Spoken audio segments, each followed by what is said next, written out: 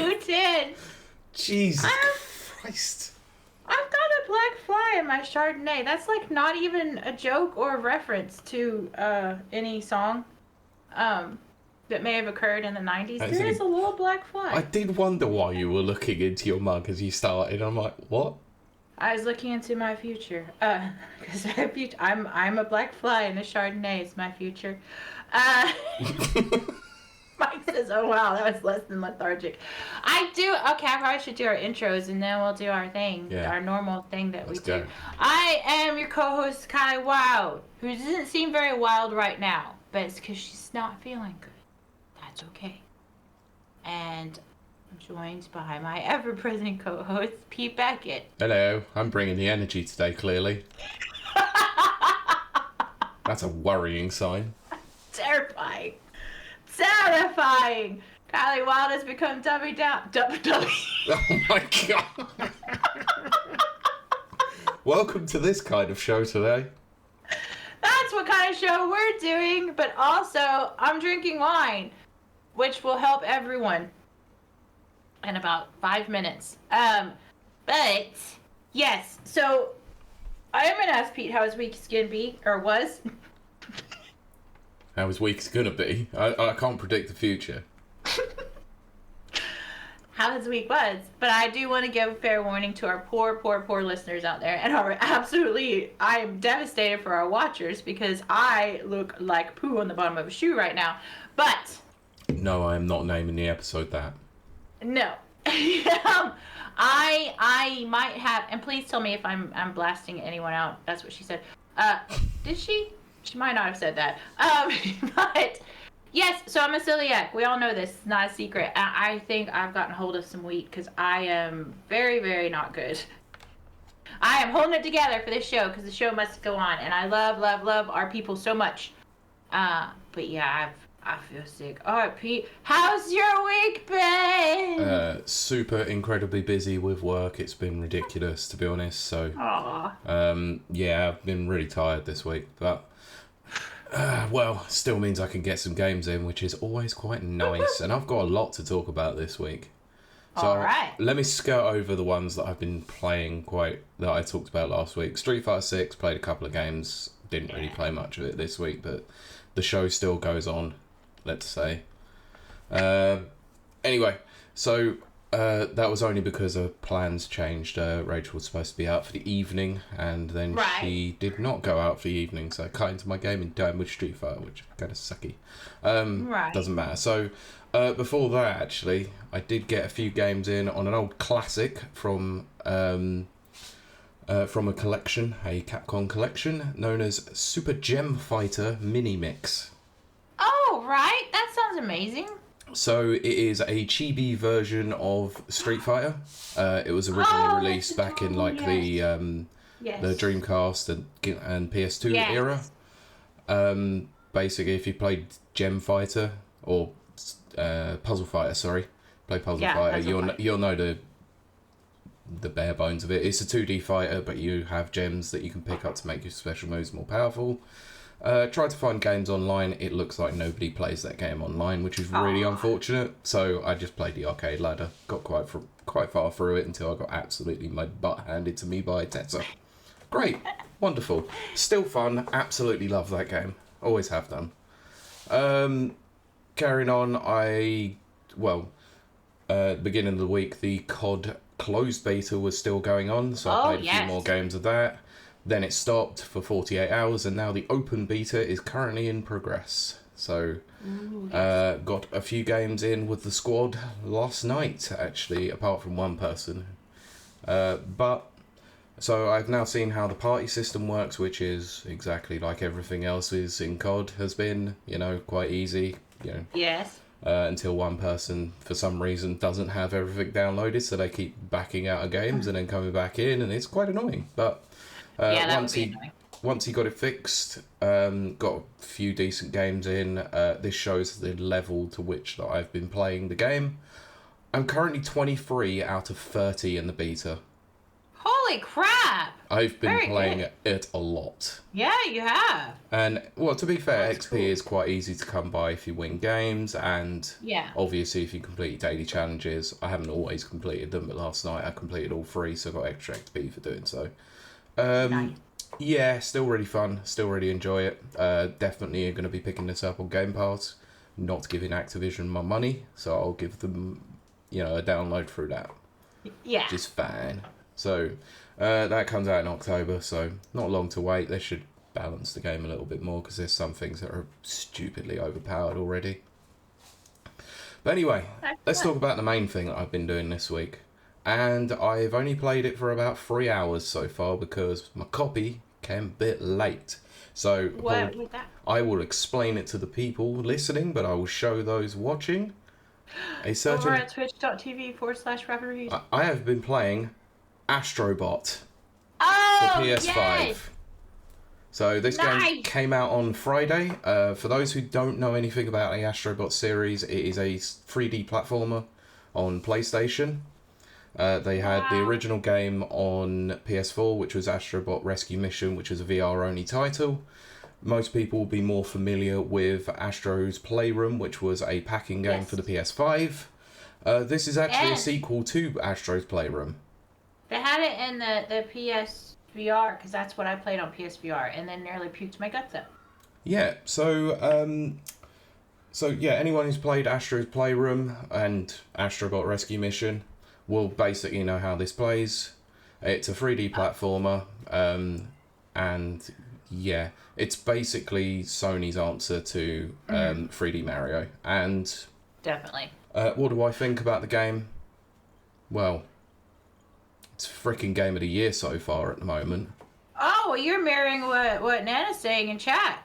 Well, because it is. It's a fantastic game. It is incredibly tight, very intricate. The levels are incredibly well designed. One of the really nice things that it does is it throws a new mechanic at you basically every single level, so it might give you a different power-up to use. So boxing gloves or a suction pack or a dog. So the dog gives you like a rocket boost, which is kind of cool. I love rocket also, it's more of a collectathon, so you have to go around collecting bots that have been dotted around the map, and there's 300 in total. I've completed up to two full worlds at the moment, and I've got about 80 bots.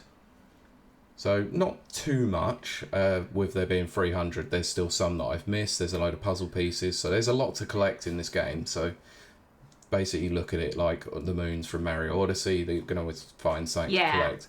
There is something really nice about this, actually. So you have an end boss at the end of each world. It's pretty much given to you when you go onto the world map who it's going to be.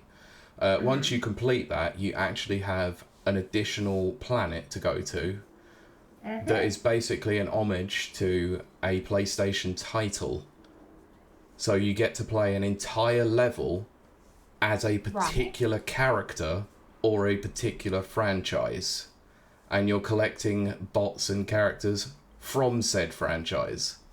Okay. I am not giving any of them away because I've only done 2 of them so far. But let's just say that the first one is a title that is near and dear to my heart. Right. And it is the first acknowledgement that Sony have made to this title in many, many years. Time crisis. No. Like I said, I'm not giving it away, but let's just say it's one that I'm very fond of. I'm very fond of. And the fact that you've actually got a full level with this particular series playing exactly like this series is just unfrickin' real. That's what I meant, yeah. And it is not Time Splitters, but like I said, I don't want to give it away. The game is so fresh out that I actually don't want to ruin the surprise for anyone, but I think that's there aren't many occasions where it will bring a tear of joy to my cold, dead heart, but it did. It did. Oh, Danker says, yes, I believe I know what he's talking about. Yeah, they did go obscure with some of them. Ooh. Yeah. I'm intrigued. I think the second one most people know about. It kind of was in the promo material, but I'm still not going to give it away. But that second level is actually really, really fun as well.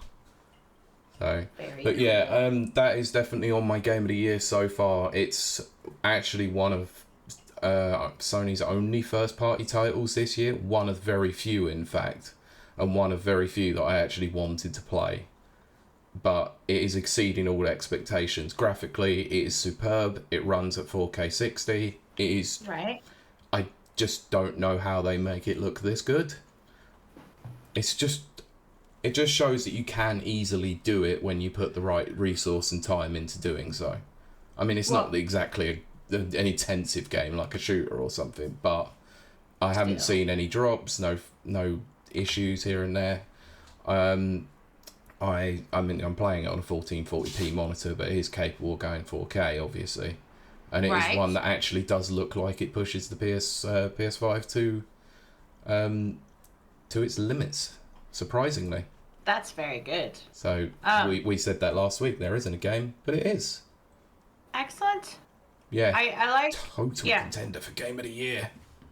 Well, I like what Mike says, which is, as a Nintendo fan, I'm glad to see PlayStation fans getting a game that they can really get behind, that can cater to all ages. I have to agree. Yeah, it's definitely a game that does cater to all ages. It's, there are going to be some pretty deep cuts for some of the characters that you collect, like the bots are themed after other characters throughout PlayStation's history. Right. So some are going to be recognisable to the newer fans, but some are going to be a lot more recognisable to classics. So that's excellent. It's pretty cool. Very good. So yeah, that's me for this week.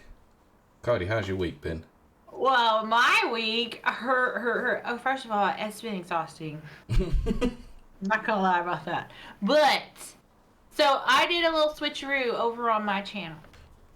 Oh, yes, I need to hear about this.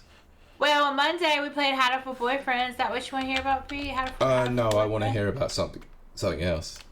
Hitman, because that came up too. No, I'm kidding. Yeah. So first Monday, we played Hatoful Boyfriend because we're gonna play to this ending and then we'll move on. So one more day of it. It's a crazy game. Like I said, it's a Devolver Digital game. Did not know that. I mean, they produced it or whatever. Mm-hmm.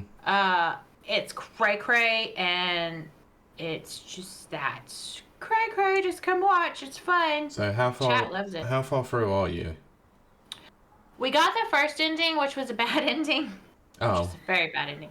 So now we're trying for at least one of the good endings, and then once we get that ending, and I think I'm right there, we'll move on. But I do want to get at least one good ending. So we're dating this big giant pigeon. He's an aristocrat. And yes, for our lovely listeners and watchers out there, I'm dating a pigeon. It is a pigeon dating game. Dating simulator. Pigeon dating sim. Dagger said yes, and I managed to miss it by losing track of daytime. That is okay. For Wednesday, which is what we are going to talk about. Yep. Because that means Wednesday, which is usually my weird games, we decided would be our FPS game. And I played a new game. Yeah, it wasn't exactly a weird Wednesday, was it?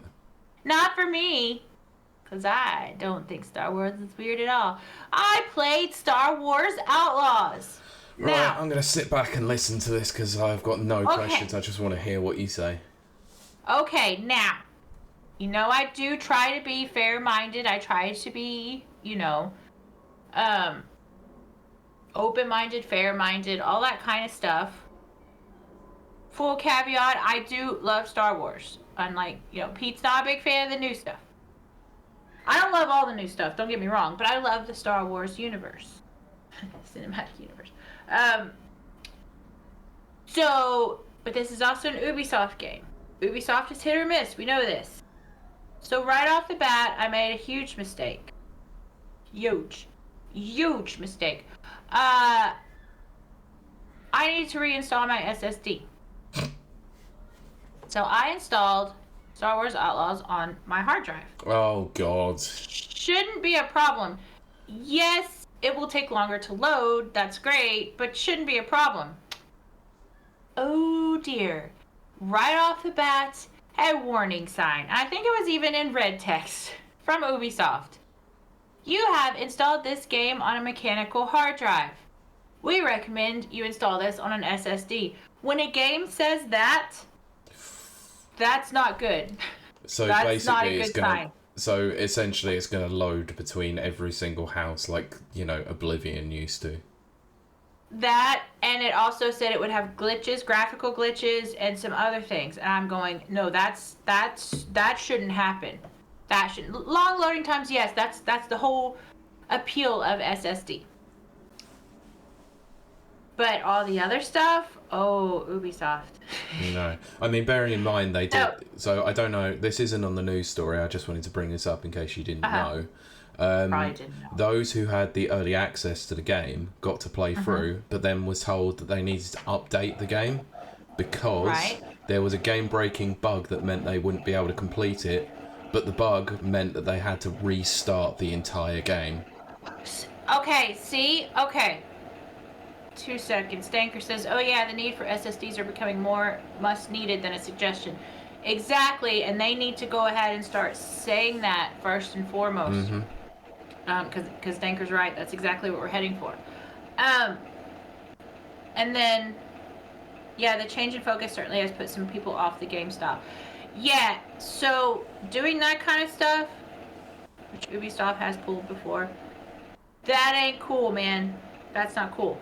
But again, it's very that is very reminiscent of Suicide Squad. Because it did the same thing. Luckily, I don't think we were early access. No, I think we just. Don't think you were, no. No, I think we just played it like the day it came out. Yeah, that's right, because he played it on his channel, and then we ended up playing it together. Yes. But that's Suicide Squad pulled that too, which is not Ubisoft product. I'm just saying that has happened before. So now we get into the gameplay. First of all, I want to say it is a beautiful game, but to be fair, Ubisoft makes beautiful games. The sound design is so on point, like so on point. I have these spatial haptic feedback headphones. Some kind of Razer special. I don't know what they're called because I just don't care. I mean, Razer do some nice headsets, to be fair, when it comes to the audio side. Oh, the audio but these side. But these are like top of the top. Plus, they have that haptic feedback and push a button and everything. I couldn't use the haptic feedback because the voices were too bassy, so that they were starting to buzz my ear, and I was like, that's too much. But sound design, so on point. Music is just freaking amazing. Set design, absolutely beautiful. Game design, absolutely beautiful. Gameplay, okay, here's where we go. It is an Ubisoft game. There is no denying that. It looked like at points, and I think Nana was in the chat at the time, there were points where it looked like a reskinned Assassin's Creed. Of course. Like just 100%. What, loads of quest markers and stuff like that all over the mini quest markers, but also movement, like hanging from balcony and balustrades and stuff like that. Yeah, all that. Dropping down, going up ledges. I think it was reused animation. I hate to say it, but I think it was. I mean, it's quite normal for a lot of companies to reuse animations. It is. But it seems a bit strange when you've got a game that is completely different to one another that they're reusing animations. Nana says, it really did look like an AC game at one point. It did. It absolutely did. Maybe it was supposed to be. That's the thing. You never know with Ubisoft. Now, here's the thing. I am enjoying this game very much. I'm going to say that. So know that I am enjoying this game so far. I haven't gotten as far as Brent has got. Brent's already like on Tatooine and stuff. Okay. I cannot wait for that. I'm not that far. I'm gonna admit this because I don't feel bad about this. There was a part where I got completely lost. I could not solve the objective. I had to have chat. I even looked it up on my own and still couldn't solve it.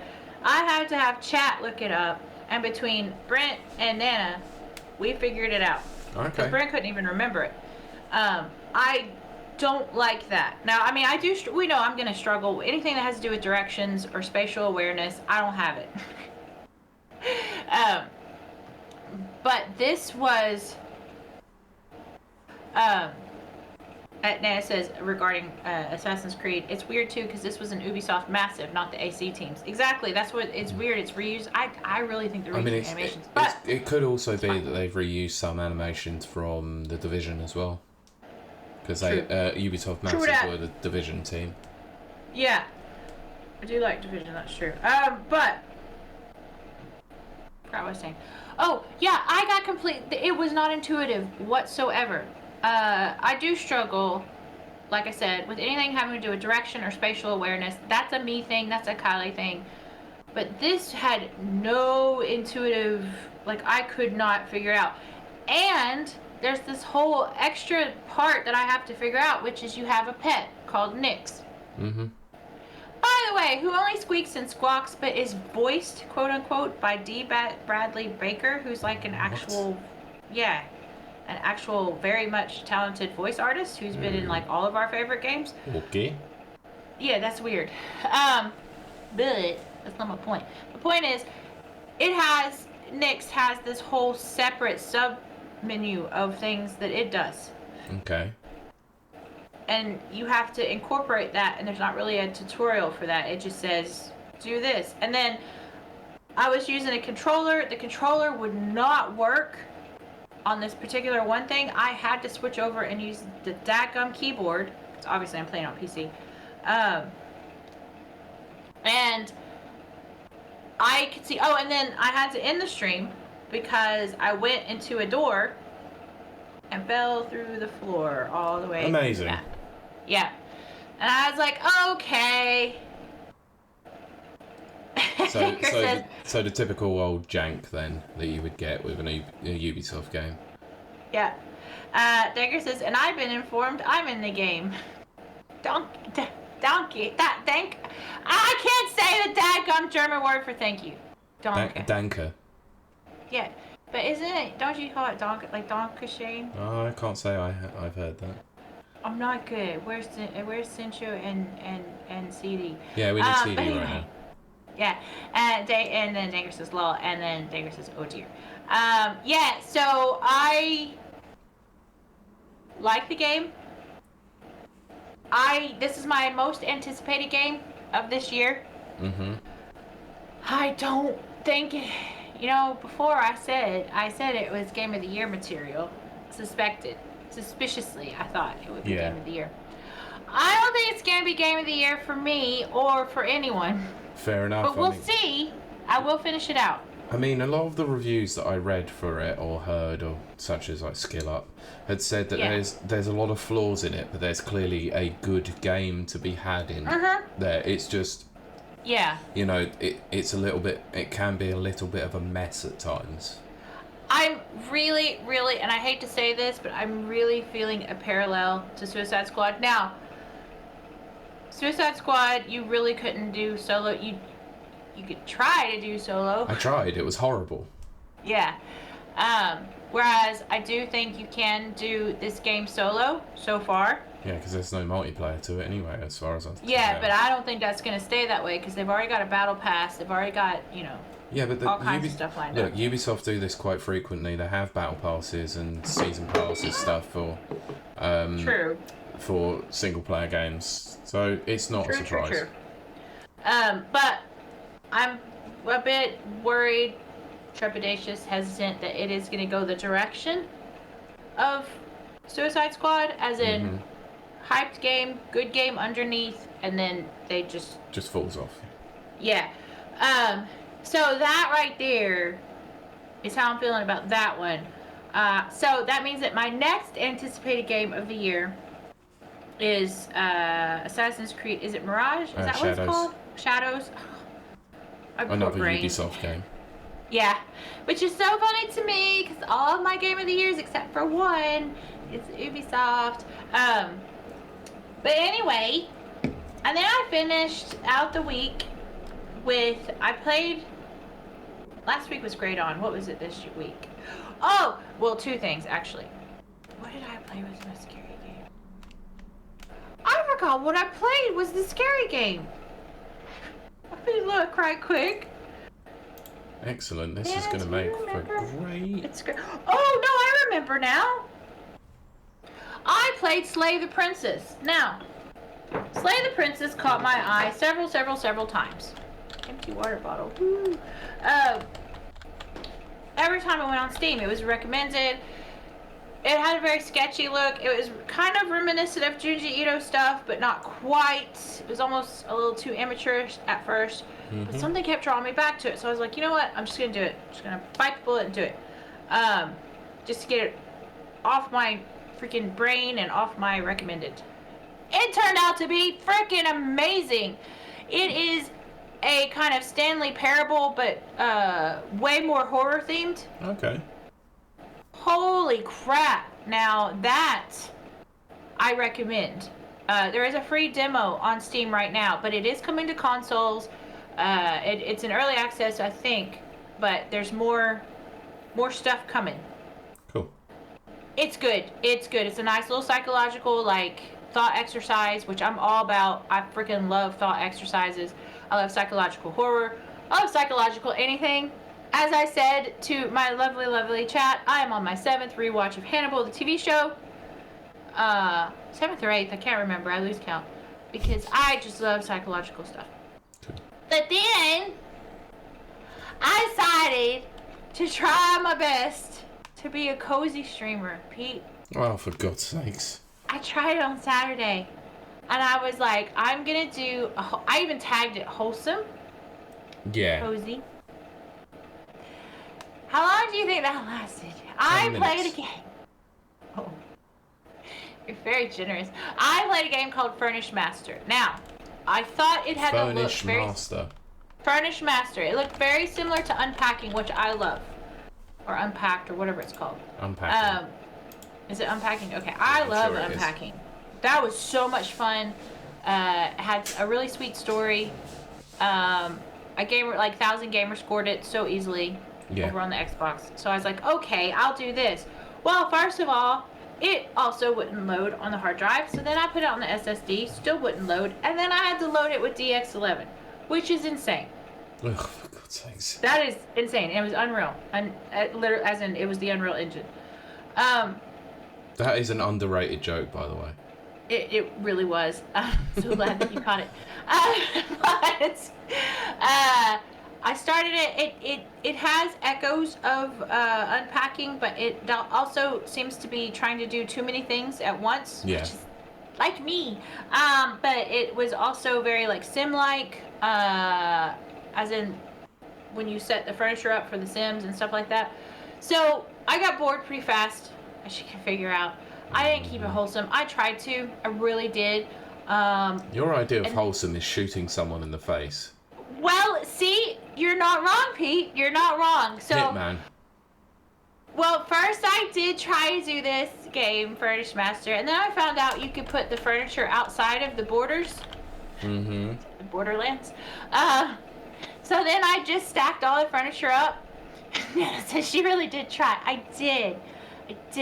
I had a wonderful full chat, and they were amazing. And I tried to be wholesome. I tried not to cuss. I tried not to make sex jokes. I tried to not shoot things. That's a disappointment. Pete, it lasted about 15 minutes. I found I could stack all the stuff up on top of each other, and I did that. But then I got bored of that. Then I tried to do they had little mini games in there. Mm-hmm. See, it was just doing too much. And then, you know what? I gave up. And I played Hitman. Of course. I love Hitman. I do. Hitman's game of the year.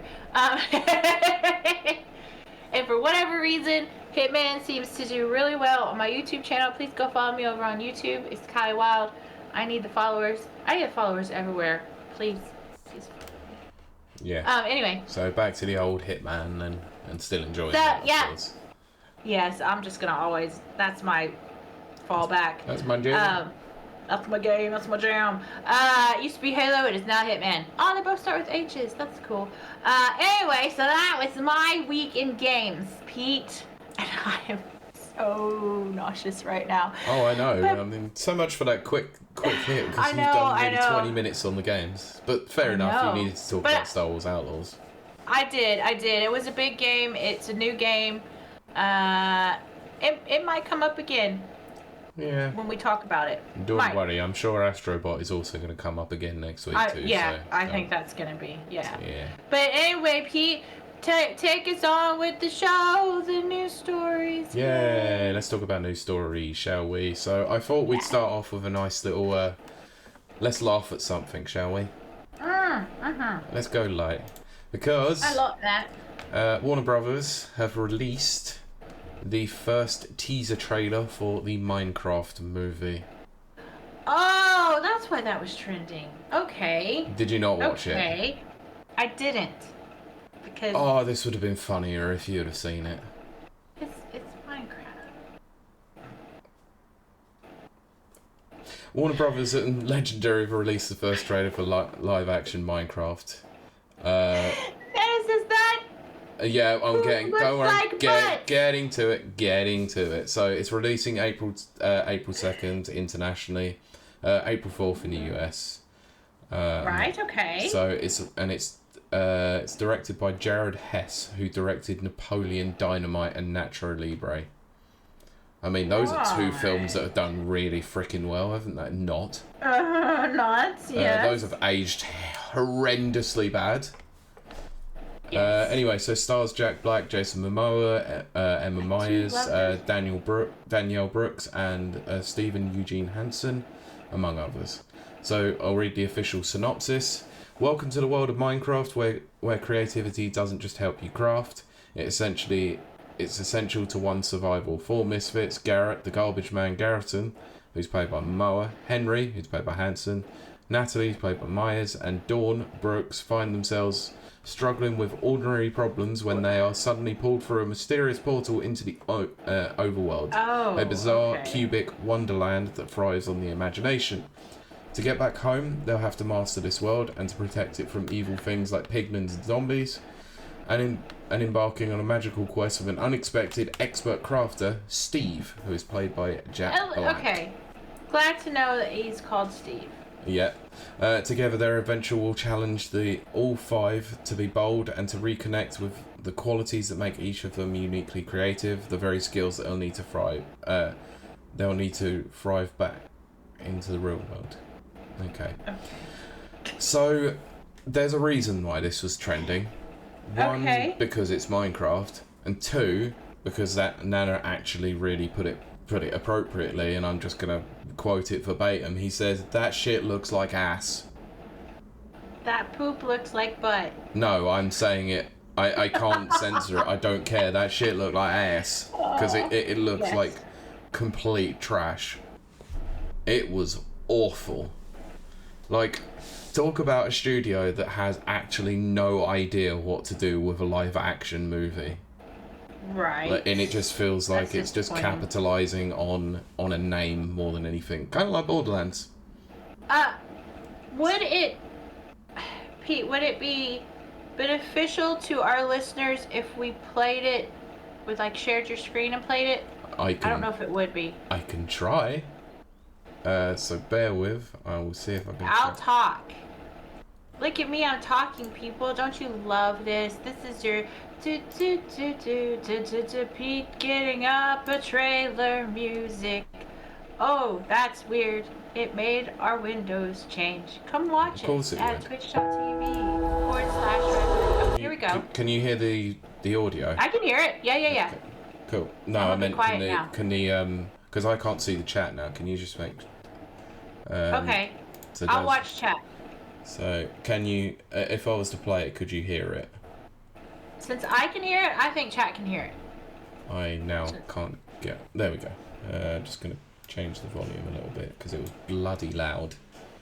So. Right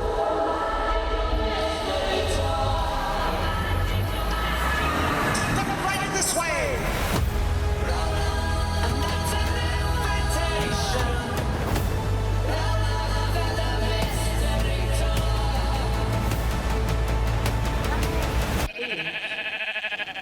What the hell?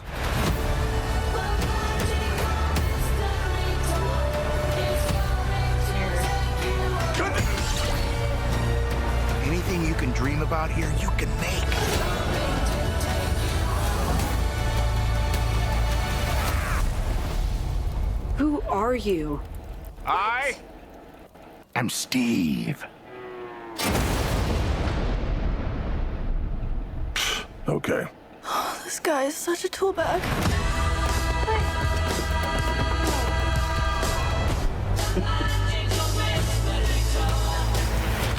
No.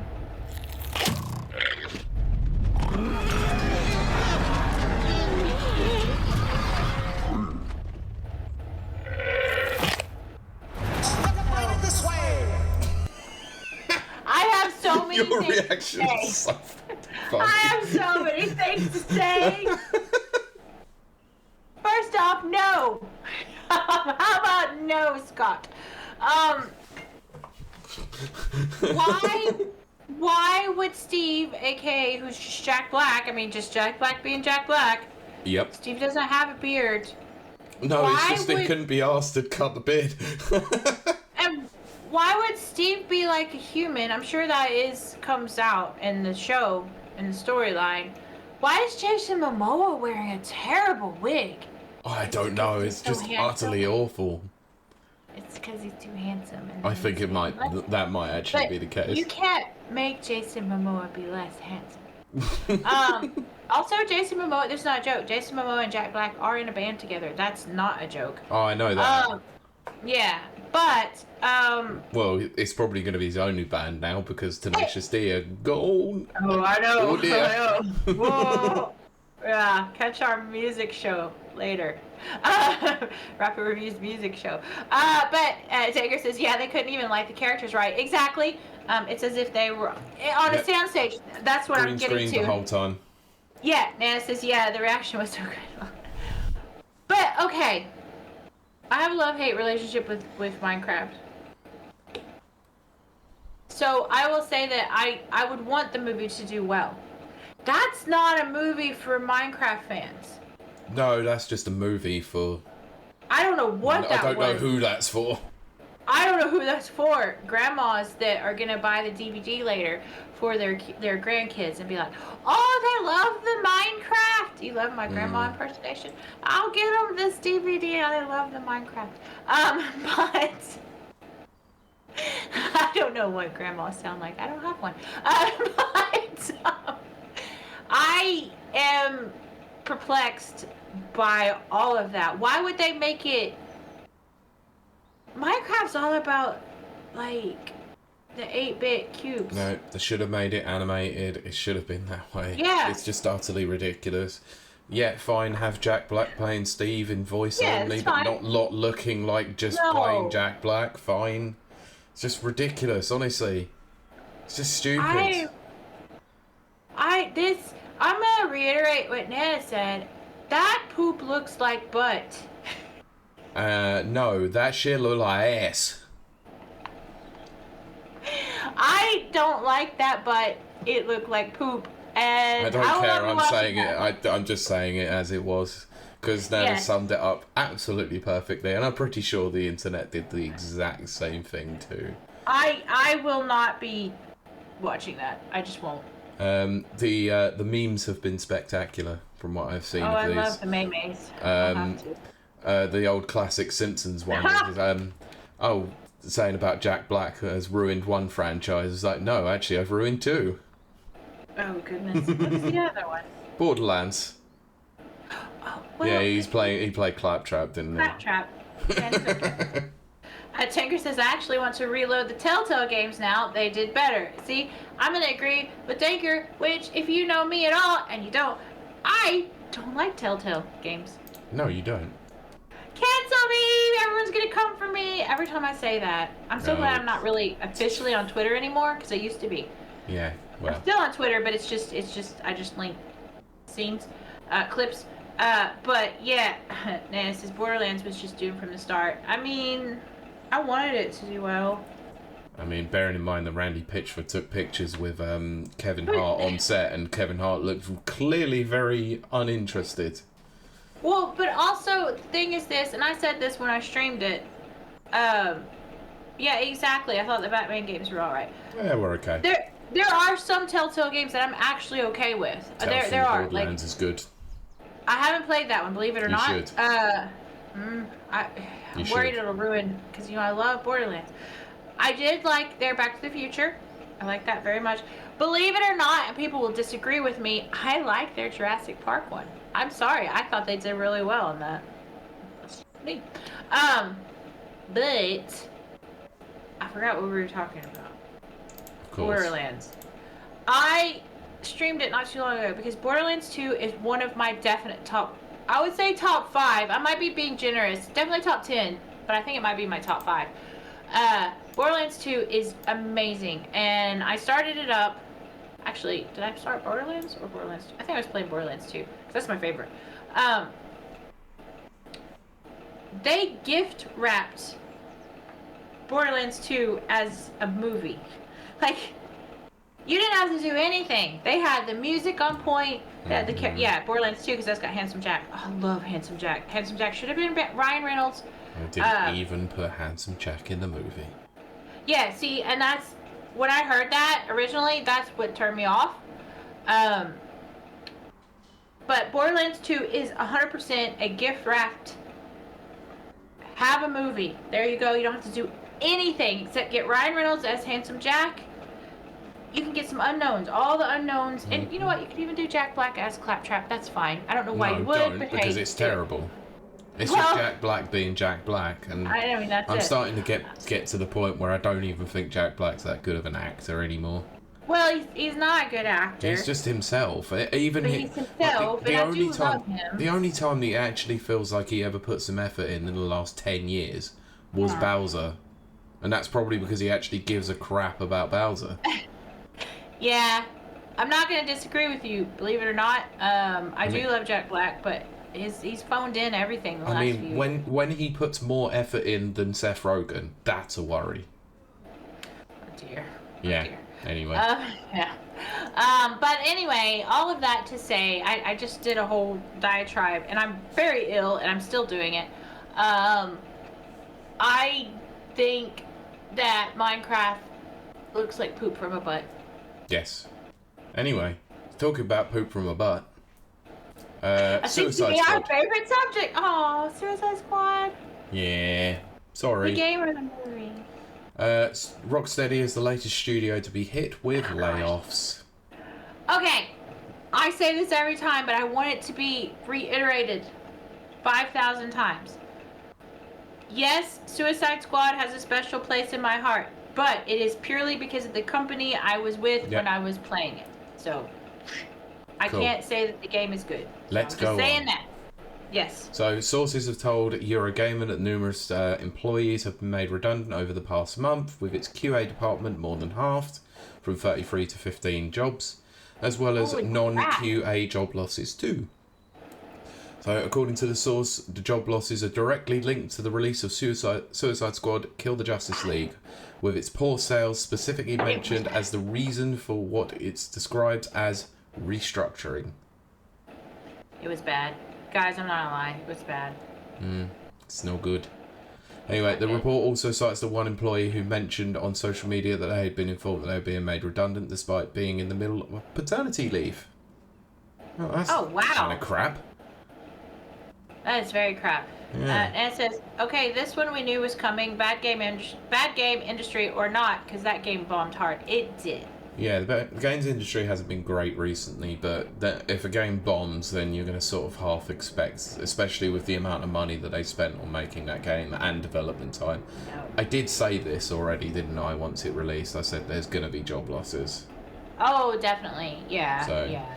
while a number of the layoffs are said to be junior staff, they're also said to include some developers who've been at Rocksteady. That's a slip of the tongue there. More than 5 years. Suicide Squad Kill the Justice League was the company's biggest recent video game release, but it was met with both mixed reviews and failed to achieve a consistent player base. The game has been played by Warner Bros. Discovery as one of the key reasons for the drop in gaming revenue. So I don't think we need to go on any further about this, because sucky that people are losing their jobs again, but it's a cutthroat industry, unfortunately, people. I think that needs to be stated that you don't perform well, you don't keep your job, really. I mean, And also, I've said it 1,000 times, I'll say it 1,000 times more. What we were promised with Justice League was not what was delivered. They changed the game on us, and it was bad. Like, literally, it became just a grind sesh, which we can make all the jokes. Oh, I love grind sessions. It's all about the grind, blah, blah. Very fun. But really and truly, the only one who's ever been able to pull off a proper grind sesh that doesn't bore you, now Pete will disagree with this, and that's okay, is, for me, Destiny 2. No, I'm not going to say that the Grindfest wasn't boring. There was sprinklings of story in there that actually made it somewhat relatively exciting to those who were playing week on week.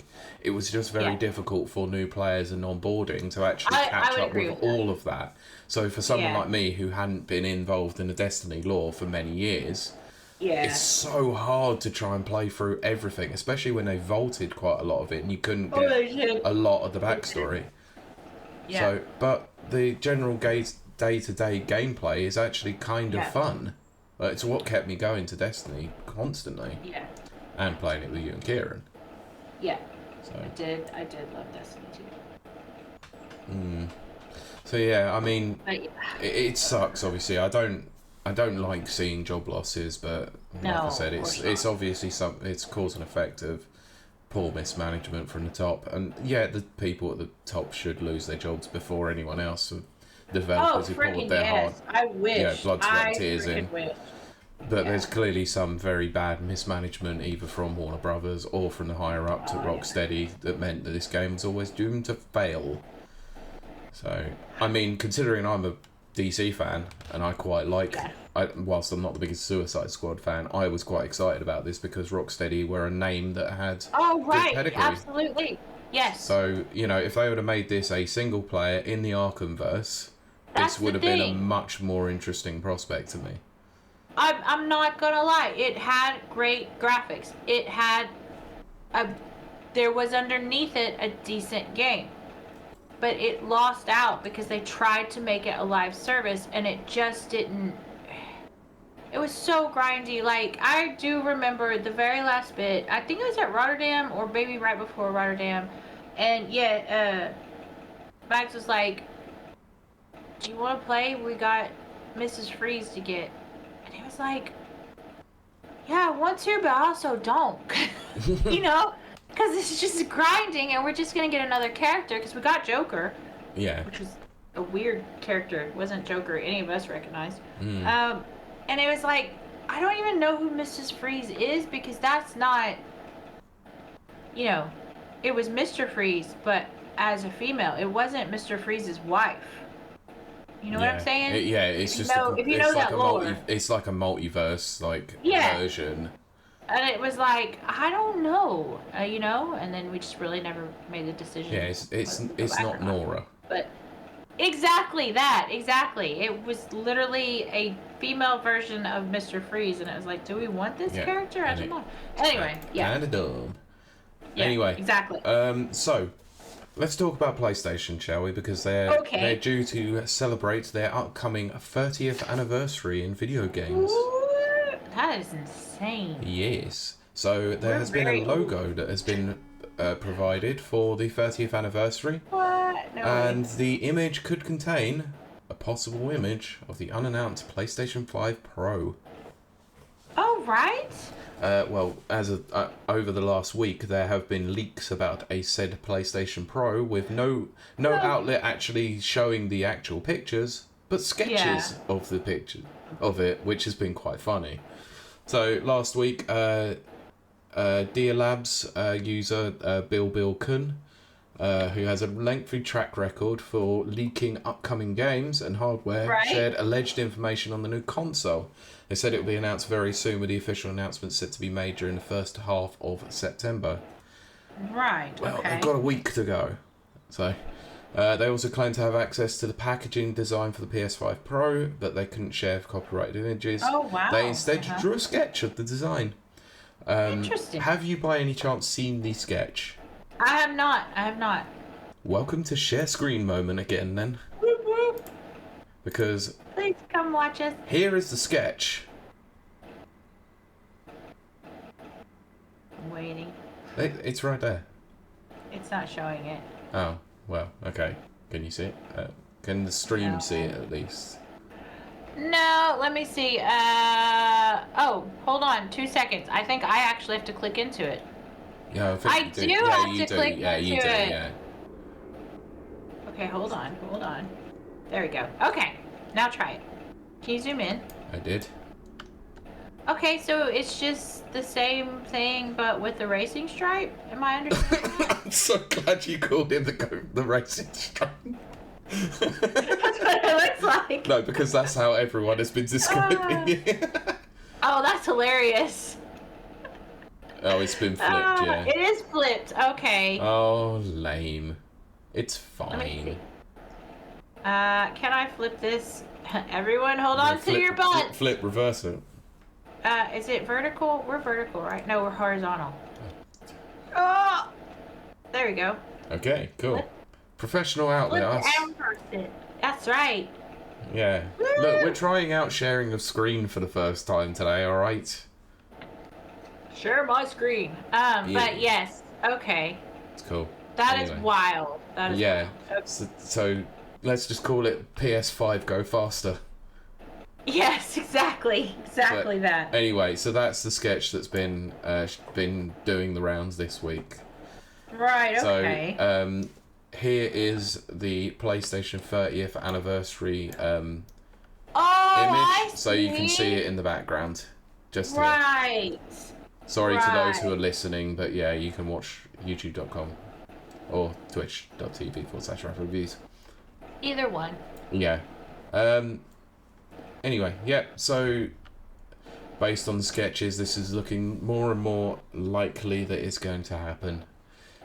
So, yeah, I mean, how I feel about a PlayStation 5 Pro, what's the point? Yeah. I mean, the generation hasn't even started yet. I know, which we talked about before. Yeah, we did last week, so yeah. Anyway. I'm going to stop sharing my screen because there's no need to share it anymore. That. So, if we need to share again, then I will let you know. Can you get rid of that? I just did. I stopped sharing my screen. Oh, it's me! I have to keep doing it. Yeah. Anyway, so yeah, how do you feel about PlayStation 5 Pro, or do you not care? I don't care. Cool. Let's move on. Yes.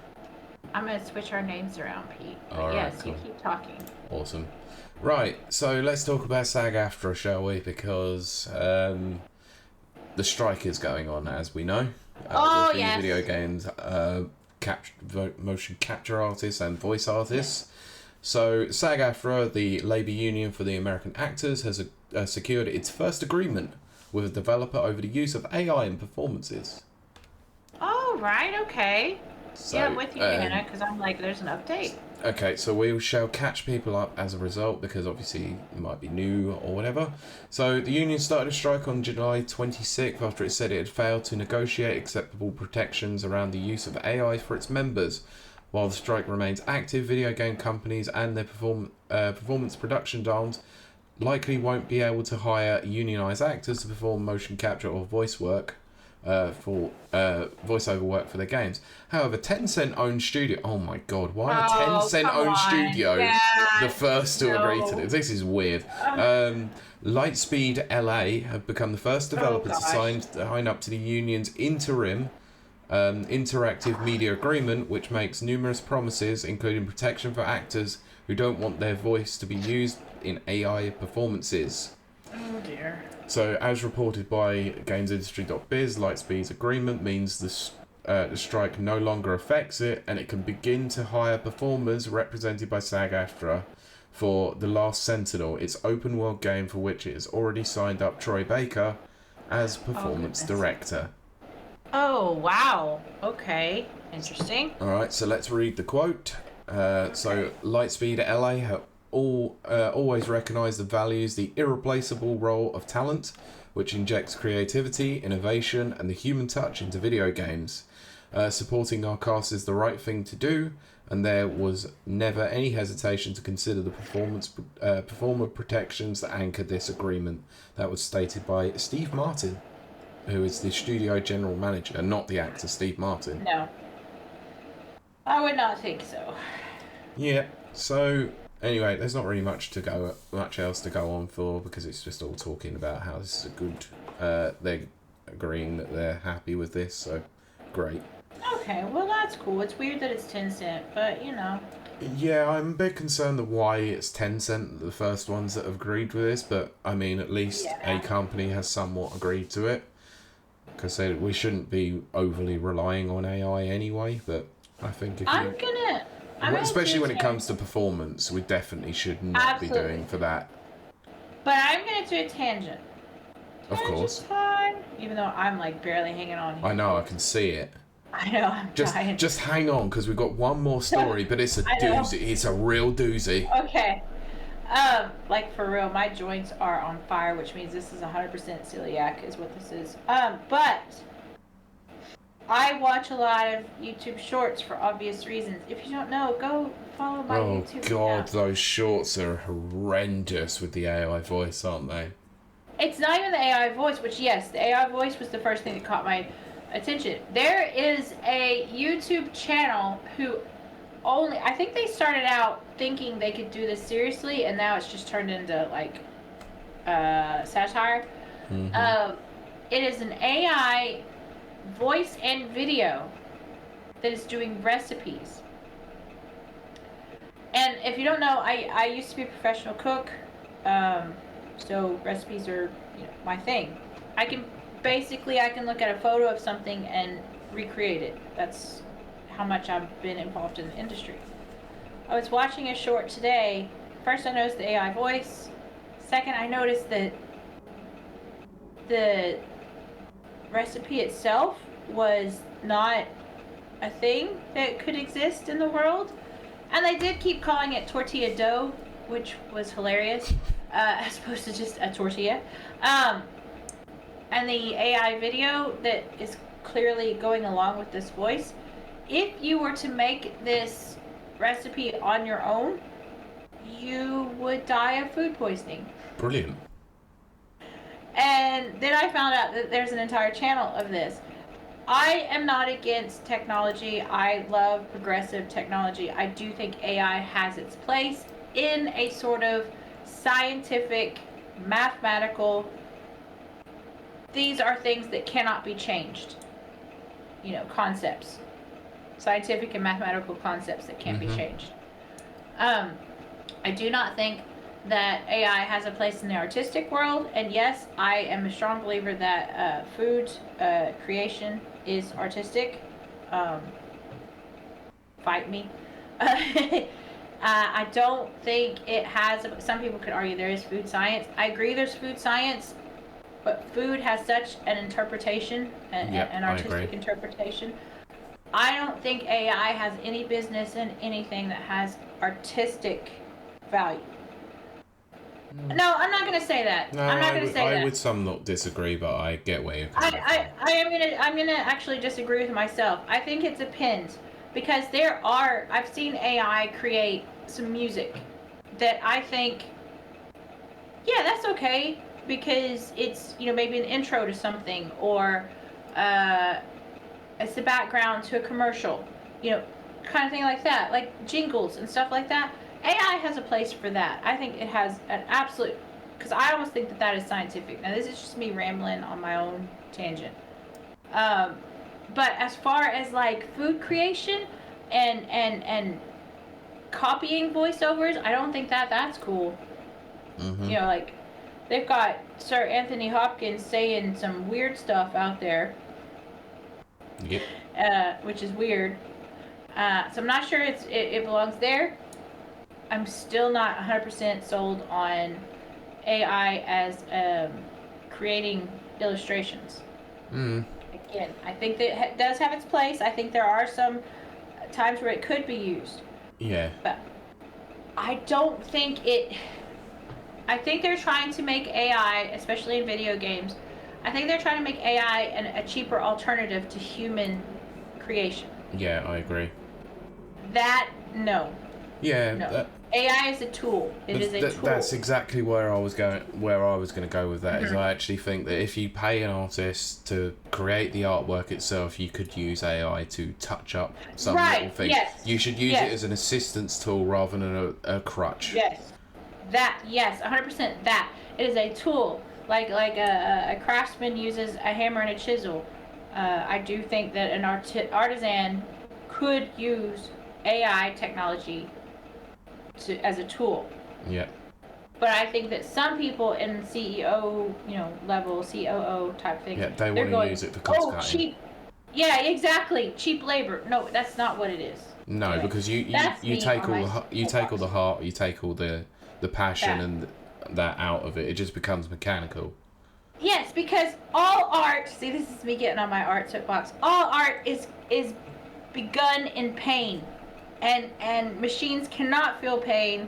They cannot feel a broken heart. Therefore, they cannot create art.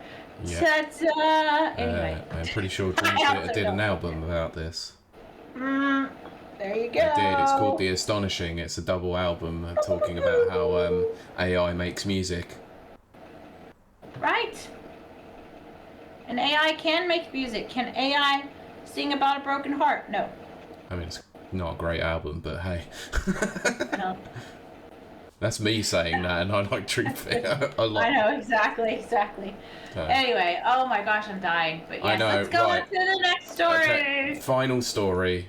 This one might take a little bit of time, but this is a old doozy.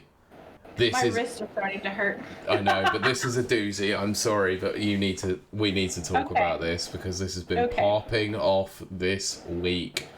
All right. I need you to recall your mind back to August, maybe even before that. Oh, dear. When we spoke about a PlayStation State of Play, I believe it was in July or mid-July, early August. That would be when I was at my saddest, but yes, Pete. Yes.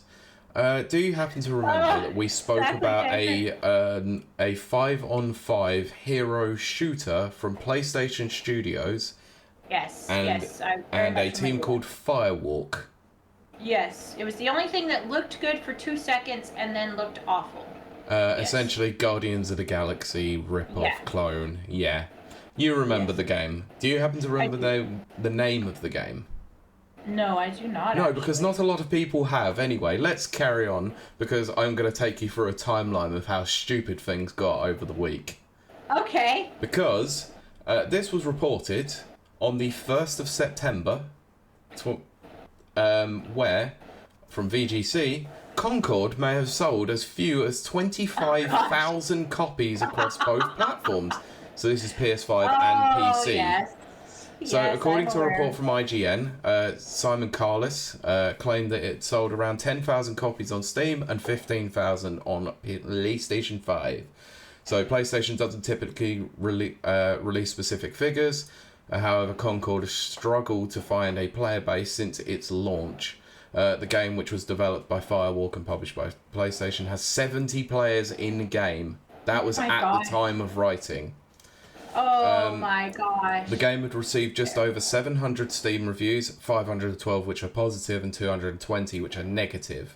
So according to Matt Piscatella, the game ranked 147th US PS5 daily active players across all titles, with fewer than 0.2 of Monday's active PS5 players playing the game. Okay, so things only got a bit stranger from there. Of course they did. Because it was announced then, on the 3rd, Sony has announced plans to take its live service shooter Concord offline and pull the game from sales and offer refunds to all players who bought it. Oh my gosh. So that's big news. The news follows reports that PS5 and PC game may have sold fewer than 25,000 copies, which was released on August 23rd. Oh my gosh. So the announcement from the PlayStation blog, which was written by Ryan Ellis, who's the director at Firewalk Studios. Concord fans, we've been listening closely to your feedback since the launch of Concord on PS5 and PC, and we want to thank everyone who's joined the journey above the North aboard the North Star. Your support and the passionate community that has grown around the game has meant the world to us. However, while many qualities of the experience resonated with players, we also recognise that other aspects of the game and our initial launch didn't land the way we intended. Therefore, at this time, we've decided to take the game offline beginning the 6th of September and explore options, including those that will better reach our players.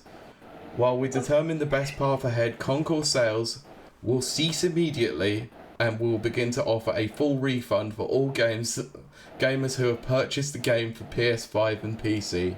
Once refunded, players will no longer have access to the game, which costs $40 or £35. PS5 players who bought the game from the PlayStation Store or PlayStation Direct will receive a full refund to their original payment method, although Sony said that this could take 30 to 60 days to appear on statements. For customers who've purchased a physical copy at a retailer location outside of PlayStation directly, please refer to the refund process for the retailer you purchased from. Please, PC players who purchase the game through Steam and Epic's Game Store will be refunded over the coming days. Oh, goodness. Oh, dear. Okay. Oh, dear. So, I wanted to have a look at something with this. So, I decided to go on to a certain little website called steamcharts.com. Yes, I follow that too. Steamcharts.com. So, the game which released on the 23rd had a player count of 660 on Steam. Yes. That is currently the all-time peak of the game, because 24th it went down to 585, kept dwindling, to which the lowest point was on let's have a look. On the 26th at around 10 p.m. 0 players. Yeah. Where it started to rise a little bit more. But then over the last, let's say the last week or so of the game, it never got as high as 112 or 122 players. Oh, dear. Where before it went offline, it had, well, that's Sunday, so let's have a look and see. So it went offline on Friday. So before the shutdown, at midnight on Saturday, it had 13 players playing it on Steam. Crazy. That is crazy. I then also went and had a look at another particular game that may have had a very short lifespan. Okay. Now, you happen to remember one industry veteran, let's say. Maybe she industry veteran for different reasons.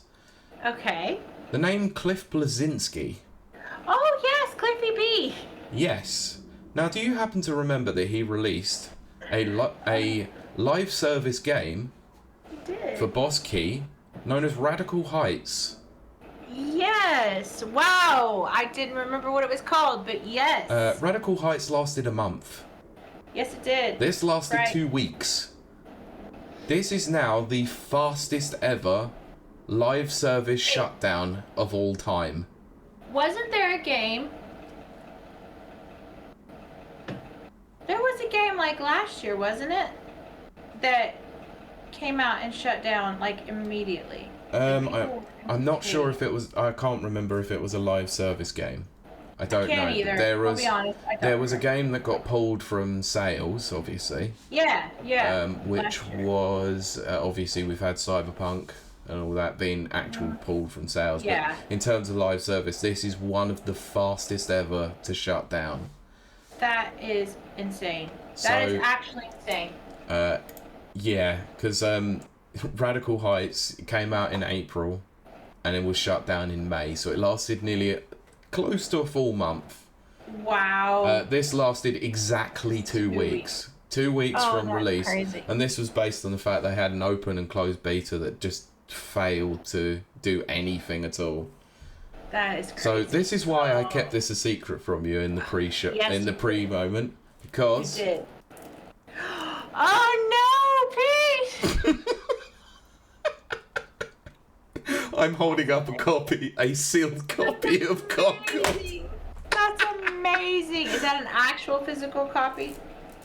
Yes, an actual physical copy. Like that Still sealed. Yep, keep that. When the game got announced as shutting down, I went and bought it. Bought it. Of course you did. Yes, Daker says a paperweight. Abso-frickin-lutely. I'll tell you something about that off air because I'm not revealing that to you afterward to the live audience. But let's just say that ever since the game's gone offline, the price has skyrocketed. I have seen people selling this for £80 to £90 sealed. Even though you can't play the game. Look, I am a person who owns the ET cartridge that was put in the dump in Santa Fe, New Mexico. So, I can't say much because I bought it. Yeah. So, sometimes you just gotta buy that history, that piece of history. One day, when someone forgets about the fact that they haven't got a full PS5 collection, that'll be when Unquid's in. That's it. One of those collectors will go, oh crap, I forgot about that ridiculous game called Concord. Ooh, let's see if I can track down a copy of it. Ooh, a nice sealed copy, might I add. Tanker says at least that's playable. This is why I have ROMs. ROMs and ISOs. Yep. Anyway, because this now leads on to the last part of the story. Obviously, the game has now been shut down. Let me say this to our lovely listeners and watchers. Before we went live, Pete just held up just the edges. I will show. This is all I did. Is I didn't even. I just went. Look. Nope. I just went like that. I was like, I've got games to talk about. Yeah, and I knew it was PlayStation games. That's it, because you see the blue box. That's iconic. I would not have in a million years guessed Concord. There's no way I would have guessed that. No, I wouldn't have guessed. I was literally listening to a podcast on the way home, and they were revealing it live on there, and I was like, oh god. So I literally just went straight onto an online retailer of unspecified name and just went and bought a copy of it. Oh, that is hilarious. Oh, that's hilarious. Anyway, so I'm fading fast. I know we've got one last part to this because obviously with the shutdown of Concord, it was revealed not too long ago. The Amazon Prime's animated series Secret Level, which is coming out in December, will not remove the Concord episode. Excellent. So it's still going to have the episode based on Concord. So it was announced during Gamescom opening night live, new adult animated anthology series. So it's got loads of different IPs in there. But yeah, Concord is one of those that has got... it's actually got an episode. So if you want to know about Concord, go and watch that, because you can't play it anymore. So that's the news this week. I thought we might, whilst it sucks a game that they... Yes, absolutely. Do you want to know what the budget of that game was as well? Sure. They're estimating it at about $100 million. Maybe even 200. Oh my gosh. I'm not going to think about all the people you could feed with that. And also, Firewalk were bought by Sony a year ago when they were already 7 years deep into active development. Oh. 8 years the game took to develop, and it took 2 weeks to kill it. Dear. This is an episode of a series that is based on lost media. There you go. Yeah, fair enough. Can't argue with it. But yeah, that's this week in video games and terrible purchases. I think our lovely listeners, we're gonna wrap this part up.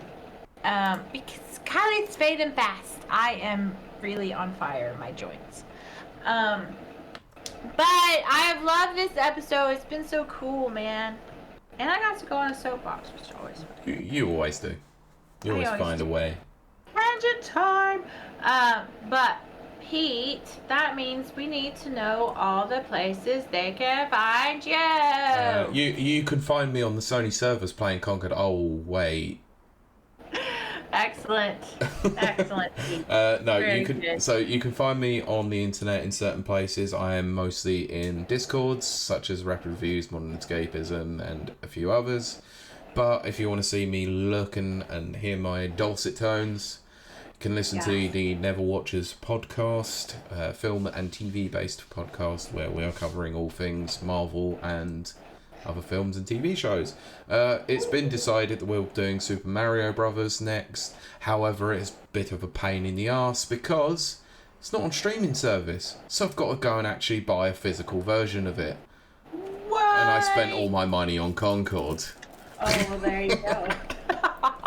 Not really. No, I've got to track down some decent copies of it. I want to get it on Blu-ray if I'm watching it, because screw DVD. So yeah, we're hoping to get an episode out soon enough, but I think the next one might actually be whatever the crap it's called, the Agatha series.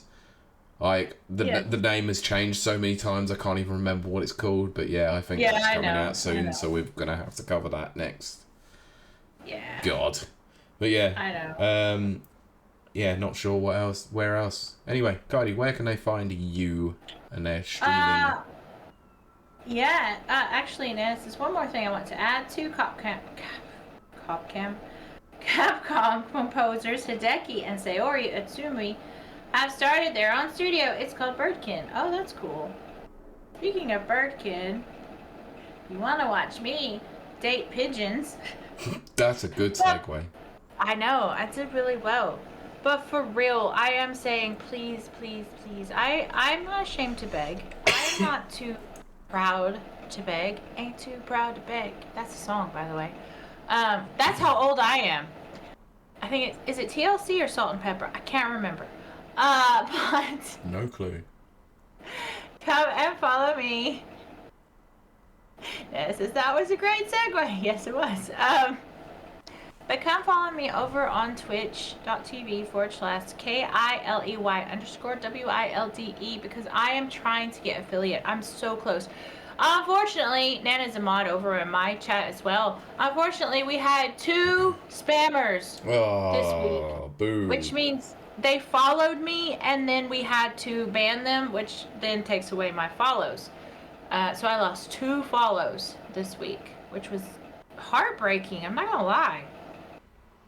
But anyway, Mondays I do FPS games. You're gonna be enjoying that one.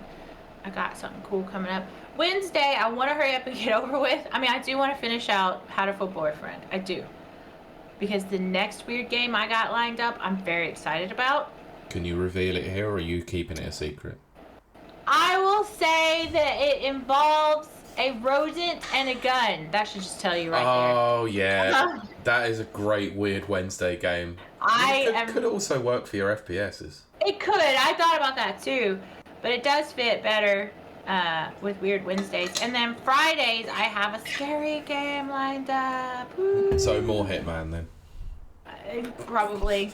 I mean, always be prepared for a Hitman stream. And then Saturday, I'm going to try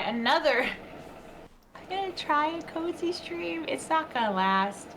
I really did try to be wholesome and cozy, and I didn't cuss, and I didn't say sex jokes, and it did last about 15 minutes. And then Pylord showed up, and Nana was there, and a bunch of people showed up. And it just went to hell. It just, it was like, you know what? No. Just embrace it. Yeah, exactly. Like the Embracer group. But I'll tell ya, another place that my Hitman videos is popping off, not a joke, over on YouTube. Go search Kylie Wilde. I really need followers on my YouTube as well because I am getting massive views. I'm getting like 1,000 views overnight. Actually, more like 1,200 views overnight. So every night I'm racking up these views. But I'm only racking up about 4 followers a week. So please come follow me on YouTube. I will be your best friend. And also I'm on TikTok, which is also Kylie Wilde. Which is also going cray-cray. I don't know why people want to watch this. I don't know what's funny about this. Not only do they watch this, they like it and they share it. Pete, they share this, and I don't know why. Also, if you want to see less I still do some video game stuff, but a lot more gym stuff. It is KILEY__WILDE over on Instagram, but that's gonna mostly be gym stuff anyway. But there is video game clips. There is links in the description to all of it. And you can follow me over on X, Twitter, but it is literally, I don't talk on there. I just have a little program that puts out your streams, links, clips and stuff. Yeah. All right. That's it. I think so. But anyway, just before we go, we have it obviously in the outro when you listen to it. But we don't advertise this enough. We have a Blue Sky account, so if you want to follow us on Blue Sky, please do. The link is in the description. We need some more followers over there because Twitter sucks. Anyway. Yes. I also am on Blue Sky. You can find me there too. Christ. I don't ever look at it, but you can find me there. I forget you're there, but I keep forgetting because I need to keep posting our episodes on there as well. But, I know. It's fine. Anyway, yeah, that's us. Alright, that's going to do it for this episode. Of course, our lovely, lovely listeners who we love and adore, you could watch us. We do a pre- and post-show over on Twitch, which is twitch.tv/Rapid Reviews, where we can talk and drink and smoke and stuff. We don't actually, but we do talk to our lovely, beautiful chat that we absolutely adore. But I think that's going to do it for us. So we're going to see you and talk to you next week. Bye. There's one good, there's one bad. Which one's which? Bye. Thank you for listening to this episode of the Rapid Reviews Radio podcast. You can find the podcast on Anchor FM, Spotify, Apple Podcasts, and various other podcast platforms. You can also find the video version by searching Rapid Reviews on YouTube and watch the podcast recording live on Twitch at twitch.tv/Rapid Reviews at 7:30 p.m. UK time every Sunday. Please make sure to follow the podcast on Twitter at RRRadiopod, and for all the latest reviews, visit www.rapidreviewsuk.com or on Twitter at RapidReviewsUK.